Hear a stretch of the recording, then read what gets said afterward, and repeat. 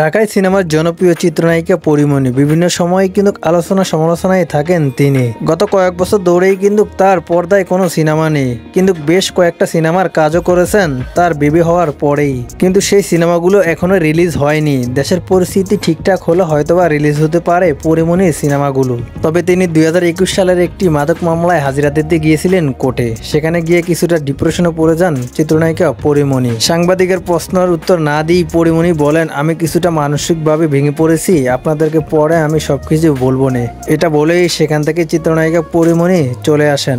বাচ্চাটা অসুস্থ, এরপরও আপনি আদালতে আজকে আসলেন, এখন তার শারীরিক অবস্থা কেমন এবং আপনি এই বিষয়ে